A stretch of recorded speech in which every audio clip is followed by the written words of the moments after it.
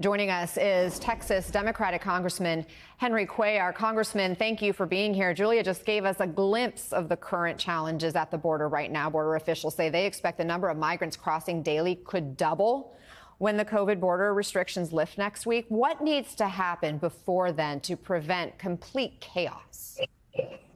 Well, you know, there are some things in plan that I support. I just believe that it's a little too late to implement them, but nevertheless, there will be some things that will be in place that should slow that down. But I think next week and this week, we're seeing just large numbers because there's a lot of people already in the pipeline that is passing through Mexico, passing through other countries that we have.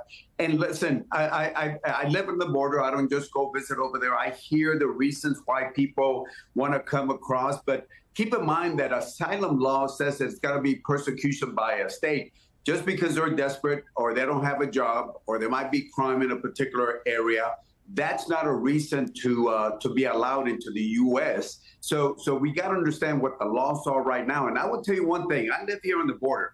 My father came in from Guerrero, Tamaulipas. He came the legal way, became a legal resident, became a naturalized citizen. They did it the right way, like a lot of the Hispanics did down here in South Texas. And I can tell you, people are getting upset. People are getting concerned by what they're seeing. These are first generation Hispanics have been down there, and what they're seeing is people just jumping in, coming in any way that they want to, just crossing the border without any disregard or regard to what the laws are. And it's getting a lot of my constituents very upset and concerned. I can go to church, I can go to a store. It doesn't matter where I go.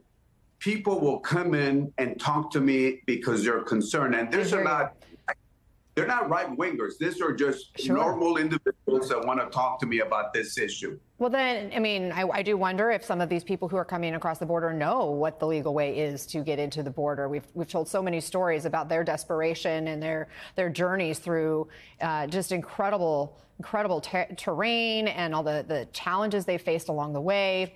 I wonder if there's more you think the Biden administration should be doing, could be doing right now to help the border communities that you represent. Well, you know, they've done some good things. Some of the things that some of us have been talking for the last 2 years. And I think there's some good. Well, for example, processing centers, like they're going to be set up in Guatemala and Colombia where people can make those requests over there. They're doing some work with Panama, Colombia, the agreement to slow down people in the Darien Gap so they don't make this dangerous trek over here. And again, you know, there's a new rule that's coming into place that basically says if they do put it into place before May 11th, that basically says if you come in between ports of entry, we're going to send you back. Do it through the app or come through the port of entry and do it the right way instead of just coming in. It's like if you invite me to dinner to your house and you say, Henry, I'll see you there at 6 o'clock. And then I decided to show up 6 hours early. I decided to come through the back door. I decided to come through a window. And I decided to bring 20 of my cousins to come to dinner. You would be the first one to say, hey, slow down. Let's do this the right way. And that's what we're seeing at the border. I live here. I don't just come and visit. I can tell you my border communities don't like what we're seeing down here at the border. We as Democrats can have law and order and still respect the immigrants' values because my parents are values, but we got to have some sort of law and order at the border. I think everybody can agree with that. Homeland Security Secretary Alejandro Mayorkas is at the border right now. Do you have confidence in Secretary Mayorkas? I do. You know, I do. I just think that there were other forces, and I'll leave it like that were holding him back, holding the career people like Troy Miller and like Raul Ortiz and other, you know, the Border Patrol chiefs that we have down there. What are the forces holding them back? It's the White House. I mean, quite honestly, there were some staffers at the White House that I stopped talking to the White House. I just talked to Homeland because their perspective was very different from our perspective.